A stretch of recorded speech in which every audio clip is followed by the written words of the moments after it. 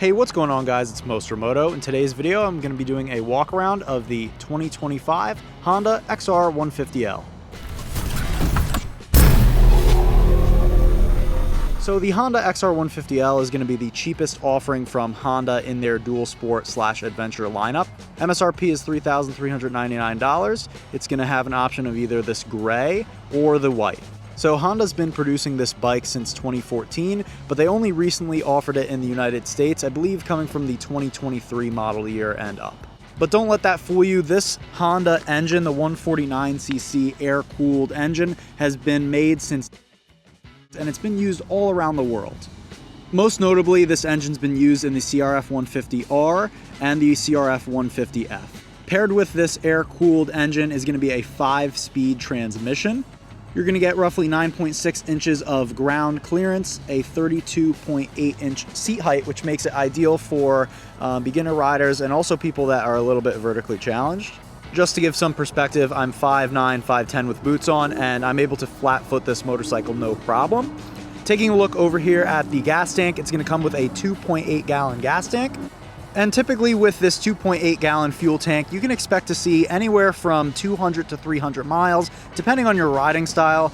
You know, online you can research it, but I'm seeing anywhere from around 80 to 125 miles per gallon, which makes this an excellent option for commuting. And also, you know, if you want to take this on longer rides, it's definitely a great bike to do that. This bike comes with a very basic fuel cap. It is locking, which is nice.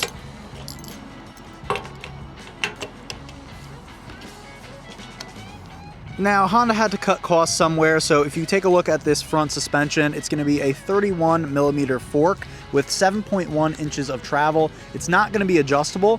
And then also taking a look at the rear suspension, the single shock is a 5.9 inches of travel, and also that's not going to be adjustable. As far as brakes go, this is going to have a rear drum brake, and then in the front you are going to get a disc brake. So the engine on this motorcycle is going to produce just about 11 horsepower, and that should carry you up to about 50-55 miles an hour. And it will go a bit faster, but at that point you're going to be wringing it out. So altogether, the curb weight of this motorcycle, Honda has it listed for 282 pounds, and they state that includes all the standard equipment, required fluids, and a full tank of fuel.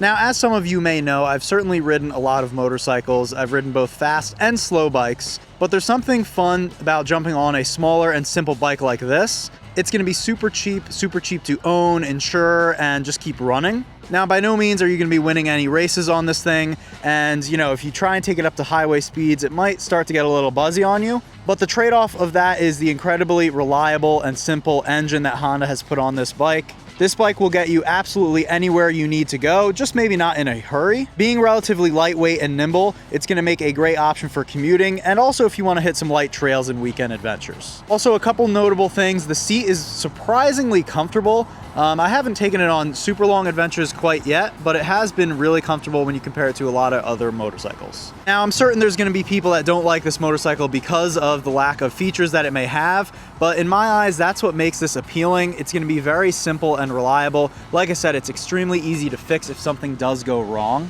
These bikes are extremely popular in places like Thailand and Vietnam, and those people over there are making everything basically by hand. They're repairing things by hand, and they have some crazy roads, and if you look at some of the adventures online that people have posted, it's pretty amazing to see what these bikes are really capable of doing. Taking a quick look at the dash, it's about as simple as it gets. The only change that this bike has had in America so far is the painting of the lower front forks as well as the swing arm. Other than that, this bike remains exactly the same mechanically as the previous years. And one thing I forgot to mention, I did add the Tusk foot pegs here, so they're going to make a big difference. I do have a video, so go check that out. Also, on the other side of the bike, I added the Tusk shift lever, and this really doesn't make a performance difference, but if I do drop the bike, it's going to be nice knowing that this will fold and hopefully not break. Also, this bike comes stock with a rear rack. It shows a max weight capacity of 11 pounds, but if you do some research, I think that you could probably push that just a little bit. And this bike also does come with a little tool carrying plastic box here in the back. If I can get this open for you guys, take a look at what's inside. And the bag does carry a 10-12 millimeter open end wrench, as well as a flathead screwdriver. This bike is capable of carrying a passenger. You have some flip down foot pegs on either side, and the passenger seat looks to be pretty comfortable. Now, firing this bike up, I have the key in the ignition. The choke doesn't need to be on in this case. Obviously, make sure that the fuel is on. So I'm gonna turn that to the on position right there. You have a fuel petcock, obviously, because this bike is carbureted. And once again, the choke lever is down here, but because this bike has been ran recently, I don't need to put it on choke. So turning this bike on, I'm gonna simply pull in the brake and push down the electric start. And it starts right up. Now, this bike does come with a H4 halogen bulb. Very simple. Honda did have to keep costs down. There's no LEDs on this bike. We'll take a look at the turn signals here.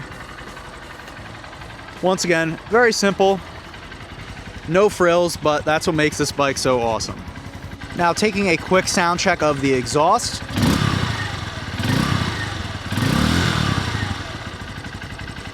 So guys, that's all I have for you today. Whether you're a total beginner looking for your first dual sport, or if you're an experienced rider who wants a lightweight, trustworthy bike that won't break the bank and leave you stranded, then the XR150L is certainly a good option. And whether you're in the market for this XR150L or you already have one, if you're interested in this bike at all, make sure to subscribe. I've got a lot of videos planned. I'll put a photo on the screen showing all the parts that I've purchased. I've purchased a lot of parts from Tusk. I do like that brand, and I think they make good quality products, especially for the price.